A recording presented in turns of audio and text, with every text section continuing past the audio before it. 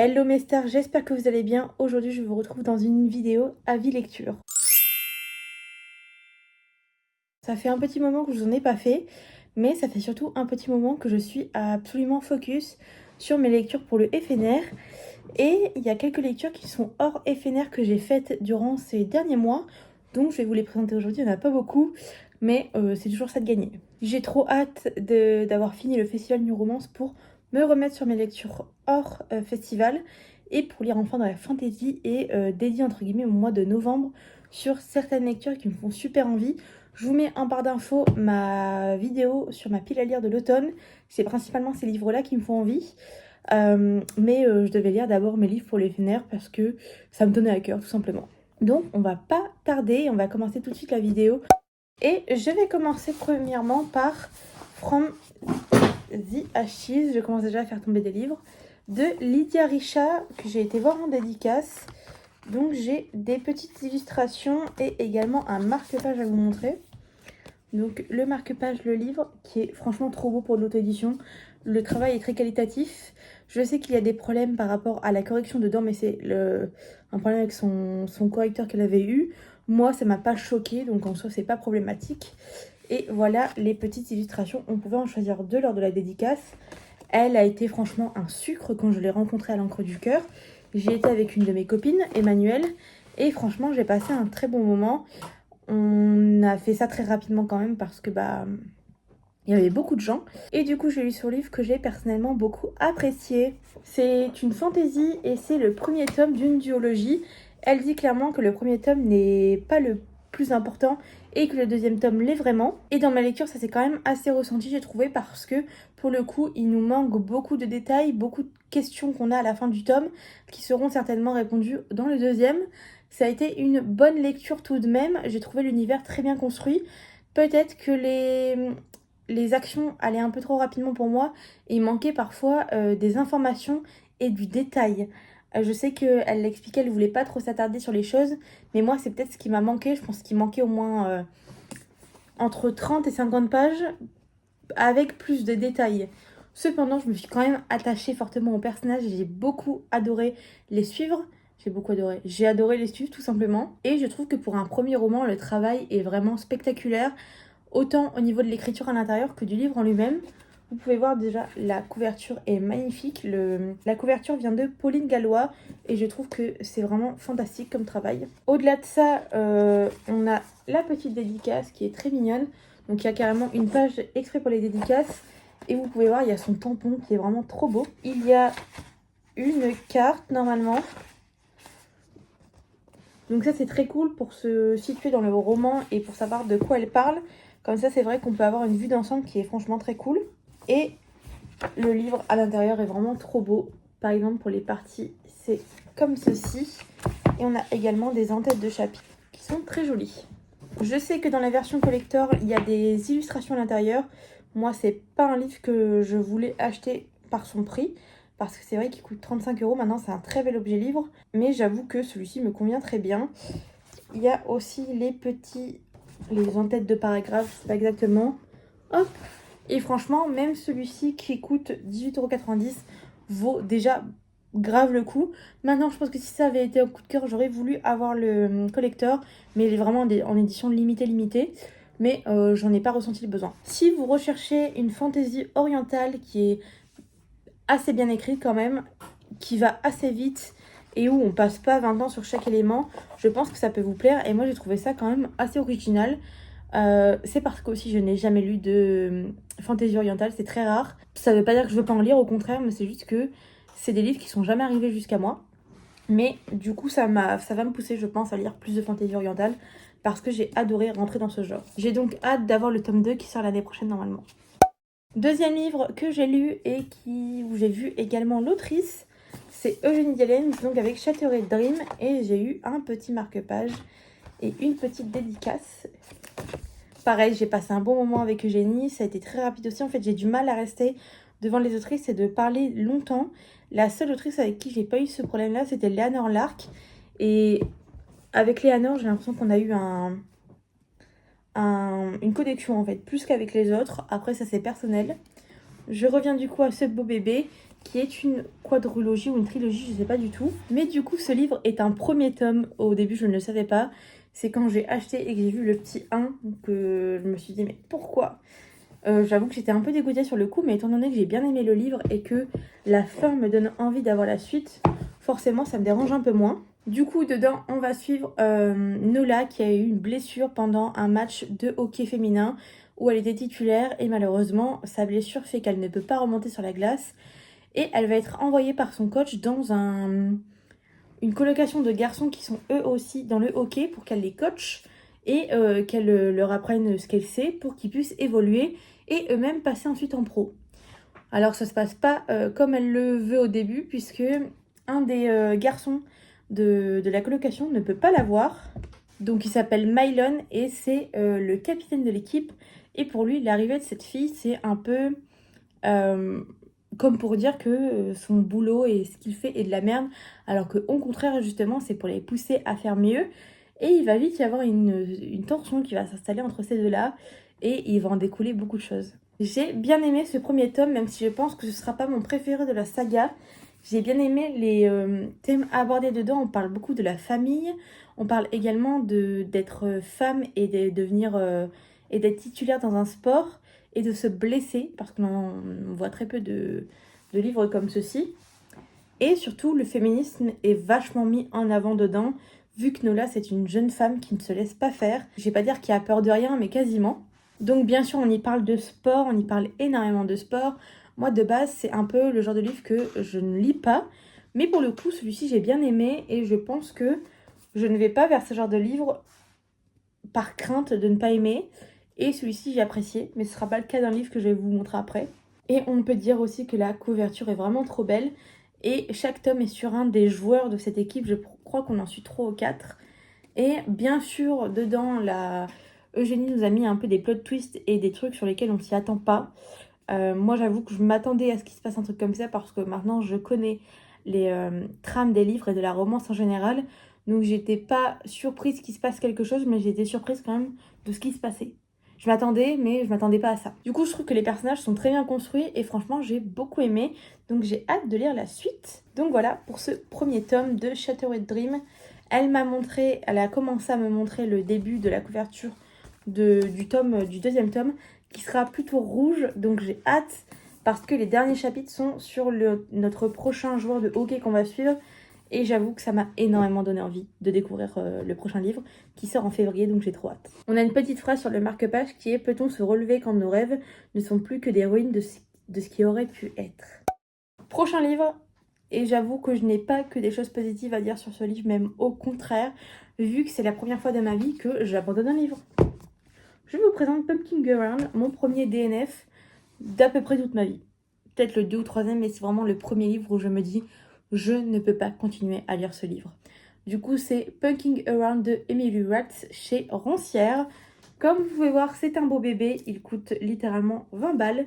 Et je suis dégoûtée d'avoir mis autant d'argent dans un livre, ce qui est rare. Pourtant, le plot de départ et le résumé me donnaient fortement envie, vu qu'on suit Rachel Price qui, il y a quelques mois, a rencontré un homme durant une soirée et ils ont eu ce qu'on pourrait dire un coup d'un soir. Ils ne se connaissent pas, ils ne savent pas comment il s'appelle, mais ils ont passé une des plus belles soirées de leur vie. Et elle est en études pour devenir médecin, quelque chose comme ça, dans le sport. Et donc elle ne sait pas qui est l'homme avec qui elle a passé autant de temps cette soirée-là, et avec qui elle a passé un aussi bon temps surtout. Et donc elle va se retrouver plusieurs mois plus tard à être affectée dans une équipe de sport, c'est du hockey sur glace, une nouvelle équipe qui vient d'ouvrir, entre guillemets. Et elle va y faire la connaissance d'un des joueurs qui est littéralement celui avec qui elle a passé une nuit parfaite quelques mois auparavant. Alors, c'est vraiment un résumé qui m'intéressait énormément et je me suis dit qu'il y avait beaucoup de choses qui pouvaient être retenues dans ce livre. On parle également d'un harem inversé. Donc, un harem inversé, c'est le fait qu'une femme ait plusieurs prétendants, mais que tous soient OK et soient au courant qu'elle puisse et qu'elle a d'autres prétendants. Dit comme ça, moi c'est le genre de plot twist que j'aime bien. Dans le même genre, avec un harem inversé surtout, j'avais lu Ginevra Rousseau, donc de Gaël Bonacieux, que j'avais énormément aimé. Et je m'étais dit que c'était le premier livre que je lisais en harem inversé, que celui-ci était un deuxième que je pouvais fortement apprécier. Surtout que les personnages me donnaient envie, mais j'ai vite déchanté. Vu que dans les premiers chapitres, il y a au moins les 60 premières pages sur 100 sont une énorme scène de smut. C'est-à-dire que pendant 60 pages, c'est une scène de sexe de A à Z. Donc je me suis dit, bon, on va continuer le livre parce que peut-être que c'est juste le début et j'ai envie de creuser les personnages, j'ai envie de savoir ce qui s'y passe. Mais je me suis vite rendu compte qu'en fait, ce n'était que des scènes de sexe. Oui, il y a une petite histoire derrière, mais tout tourne uniquement, quasiment, par rapport au sexe et non par rapport à l'amour. Il y a un peu d'amour, mais franchement, c'est pas ce qui ressort le plus selon moi. Et je sais pas à quelle page je me suis arrêtée, j'ai peut-être pas... Vous voyez, j'ai même pas mis de post-it. Je pense que j'étais arrivée à quasiment 600 pages, quelque chose comme ça. Mais j'ai arrêté parce que c'était impossible pour moi de continuer. Les scènes de sexe étaient complètement crues et surréalistes pour moi, à la limite du porno. C'était même carrément un peu du porno selon moi. Et c'est le genre de lecture que franchement je n'aime pas. Ça me dérange pas qu'il y ait des scènes de smut dans les livres, mais à un certain point en fait. Là, clairement, c'est de l'érotisme pur et dur et c'est pas du tout vendu comme ça selon moi. Même si c'est réservé à un public averti, franchement, ça, on s'y attend pas en regardant le livre. Même si il y a des trigger warnings qui expliquent correctement les scènes qui sont dedans littéralement. Généralement les scènes ne me dérangent pas et il y a certains livres où au contraire je trouve que ça apporte du peps à l'histoire, mais là au contraire ça dessert totalement l'histoire et c'était pas possible pour moi de continuer à lire le livre. Je peux même pas dire que j'ai apprécié les personnages parce que selon moi on les connaît pas assez. Je pense que s'il y avait eu moitié moins de scènes ça aurait été, mais là on tourne dedans plutôt vers une romance polyamour plutôt que d'un harem inversé, vu qu'à la fin, je vais pas vous spoiler mais voilà, ils finissent en couple à 4 et ils se marient. Donc ça n'a aucun sens. Je peux comprendre le polyamour, j'ai aucun problème par rapport à ça. Mais pour moi, ce livre ne tourne pas autour de l'amour et tourne vraiment autour du sexe, ce qui m'a fortement déplu. Et je me dis surtout que ce livre n'est qu'un livre, un seul livre parmi la saga, donc je ne lirai pas les autres, vous vous doutez bien. J'ai été voir les avis sur internet et certains disent que c'est la meilleure romance qu'ils aient lue de leur vie. Euh, Chacun sa goût, il n'y a aucun problème. N'hésitez pas à me dire en commentaire si vous l'avez apprécié. Mais moi, c'est vrai que ça n'a pas du tout passé.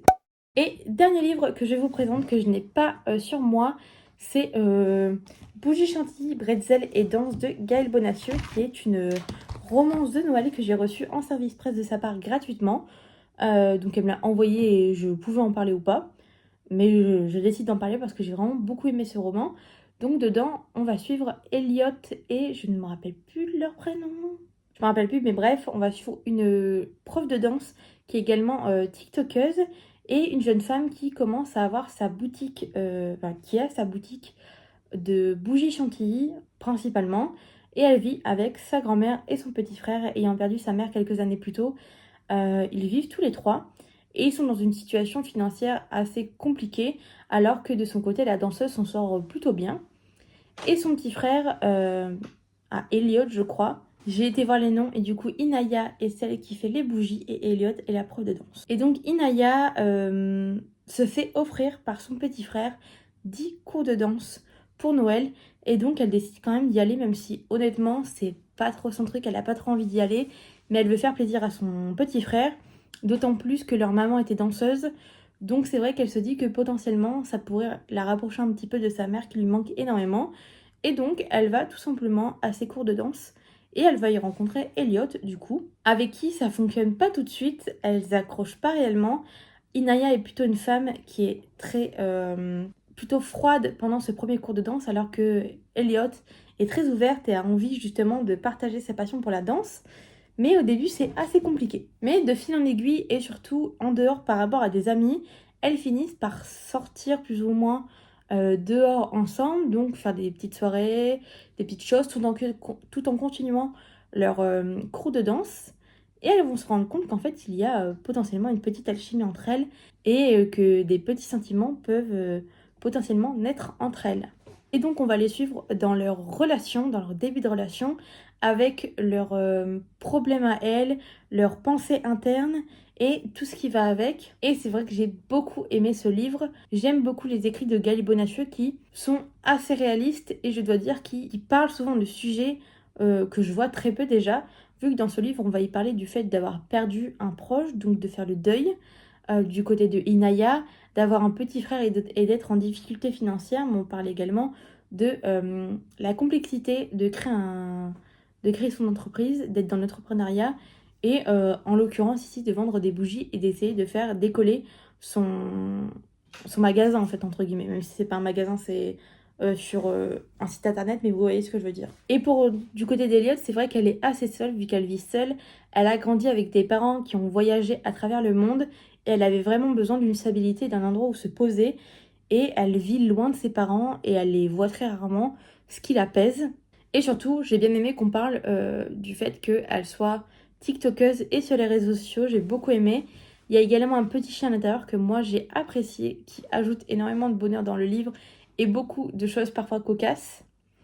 Et au-delà de ça, il y a énormément d'humour, mais c'est rempli d'amour également, vu qu'on voit naître des sentiments.